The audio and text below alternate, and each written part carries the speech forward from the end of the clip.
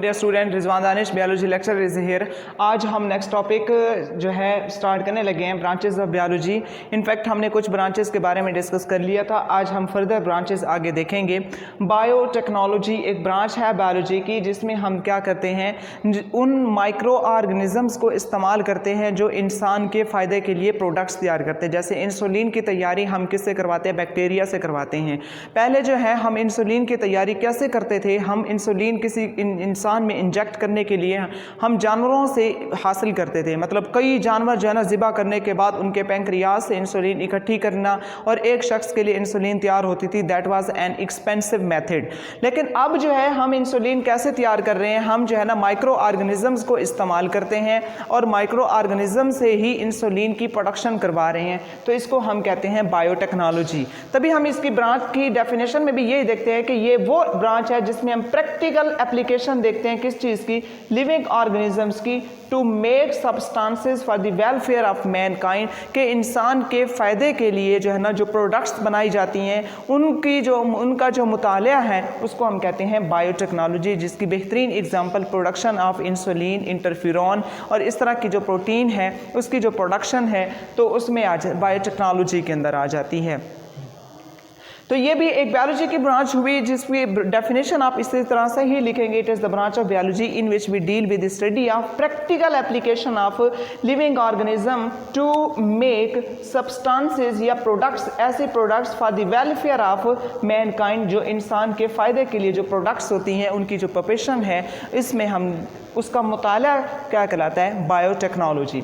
Next one is immunology. Immune system से word निकला है। इम्यून का मतलब होता है मुदाफ़ती निज़ाम, यानी कि हमारे मुदाफ़ती निज़ाम से मुताल्लिक जो मुताला है उसको हम कहते हैं immunology. It is the branch of biology in which we deal with the study of immune system. और इम्यून सिस्टम का मतलब क्या है ये भी आपने साथ लिखना है कि that defend organism against the microbes, कि जो ऑर्गेनिज्म जो हैं क्या करते है, माइक्रोब्स के खिलाफ, माइक्रो ऑर्गेनिज्म या जरासीमों के खिलाफ जो डिफेंड करता है वो हमारा जो निज़ाम है। जैसे कि हमारे वाइट ब्लड सेल्स हैं, जैसे कोई जरासीम एंटर होता है तो उसको किल कर देते हैं। इस चीज़ का जो मुताला है इसको हम कहते हैं immunology. Next branch is entomology. Entomology का मतलब है स्टडी ऑफ इंसेक्ट्स। तो इंसेक्ट्स का जो मुताला है उसको हम एंटोमोलॉजी कहते हैं, यानी कि वो बायोलॉजी की ब्रांच जो सिर्फ इंसेक्ट्स के मुताले को जो है ना या इंसेक्ट्स को ही कवर करती है उसको हम कहते हैं entomology. Entomology it is the branch of biology in which we deal with the study of insects is called entomology. Next one is pharmacology.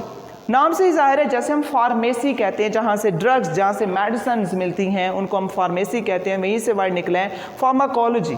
Pharmacology में हम किस चीज़ का मुताला करते हैं, ड्रग्स का, कि कौन सी ड्रग्स इसमें इस्तेमाल की जा रही हैं, कैसे बनाई जा रही हैं वगैरह, and their effects on human body, कि उनका जो है उन ड्रग्स का जो है ह्यूमन बॉडी के ऊपर असर क्या होता है, कि कौन सी मेडिसिन लेने के बाद कि उस पेशेंट की बॉडी के अंदर कौन सी चेंजेस आती हैं, उस तरह के इफ़ेक्ट्स का मुताला भी फार्माकोलॉजी के अंदर आ जाता है। Next one is molecular biology, molecular biology, या इसको बायोकेमिस्ट्री भी कहते हैं। ये अलग से जो है ना बॉक्स में डेफिनेशन दी गई है। इसमें हम किस चीज़ का मुताला करते हैं, वो मॉलिक्यूल जो जिंदा जानदारों में पाए जाते हैं उन मॉलिक्यूल्स का मुताला क्या कहलाता है, मॉलिक्यूलर बायोलॉजी। जैसे कि कौन कौन से मॉलिक्यूल हो सकते हैं, वाटर हैं, कार्बोहाइड्रेट्स हैं, प्रोटीन्स हैं, लिपिड्स हैं, अमाइनो एसिड्स हैं, न्यूक्लिक एसिड्स हैं। ये जो सारे के सारे मॉलिक्यूल्स हैं ये लिविंग थिंग्स के अंदर पाए जाते हैं और इन मॉलिक्यूल्स का जो मुताला है उसको हम मॉलिक्यूलर बायोलॉजी, लेकिन इसको जो मॉडर्न नेम है जिसको आजकल हम जो है उस नाम से पुकारते हैं, that is biochemistry. Next one is major biological. ये हमने यहाँ तक जो है डेफिनेशन जो है या जितनी भी ब्रांचेस थी बायोलॉजी की, जो मेजर ब्रांचेस आपकी बुक में दी गई हैं वो हमने डिस्कस कर ली। अब हम नेक्स्ट देखेंगे that is major biological issues of today, कि आजकल के जो बायोलॉजिकल इश्यूज़ हैं वो कौन से हैं। तो हम देखते हैं सबसे पहले पॉपुलेशन ग्रोथ। कि आजकल का जो है ना सबसे जो बड़ा जो प्रॉब्लम है वो इन्फ्लेशन है। इन्फ्लेशन मीन जो है ना पॉपुलेशन जो है बहुत ज़्यादा बढ़ रही है, रिसोर्सेज कम हैं लेकिन उनको इस्तेमाल करने वाले ज़्यादा हैं, तो दैट इज़ पॉपुलेशन ग्रोथ, यानी कि ओवर पॉपुलेशन हो रही है। तो over population is also a biological issue. और इसके अलावा कौन सा बायोलॉजिकल इशू है? इन्फेक्शियस डिजीज़ेज़, यानी कि वो डिजीज़ेज़ जो कि आगे जो है ना वबा के तौर पे आगे फैलती हैं, उनको हम कहते हैं इन्फेक्शियस डिजीज़ेज़, जैसे कि आजकल कोविड-19 है। तो ये जो जितनी और इसके अलावा जितनी बीमारियां हैं जो आगे आगे फैलती हैं, तो उनको हम कहते हैं इन्फेक्शियस डिजीज़ेज़। तो ये भी एक बायोलॉजिकल प्रॉब्लम है।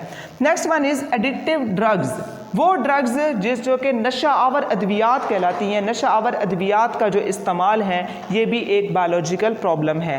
नेक्स्ट वन इज़ पॉल्यूशन, जैसे जैसे आबादी बढ़ती चली जा रही है पॉल्यूशन की मिकदार जो है ना पॉल्यूशन भी बढ़ती चली जा रही है, तो ये भी एक बायोलॉजिकल इशू है।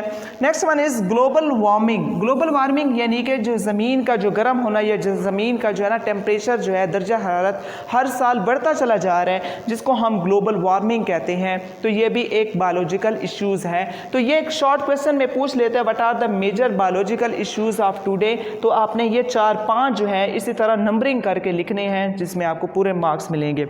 नेक्स्ट वन इज कि नेक्स्ट जो है हम पढ़ेंगे organization, biological level of organization, जिसमें हम देखेंगे कि इलेक्ट्रॉन प्रोटॉन न्यूट्रॉन आपस में मिलके एटम बनाते हैं, एटम आपस में मिलके मॉलिक्यूल, मॉलिक्यूल से जितनी भी चेंजेस आती हैं, और हम इलेक्ट्रॉन प्रोटॉन न्यूट्रॉन से सफ़र शुरू करेंगे और यहाँ बायोस्फीयर लेवल तक देखेंगे इंशाल्लाह नेक्स्ट लेक्चर में। आई होप सो कि आज का ये लेक्चर आपको समझ आ गया होगा। अगर इस वाले से कोई बात समझ नहीं आई, यू मस्ट टेक्स्ट मी और call me, I will welcome you. Lecture dismiss.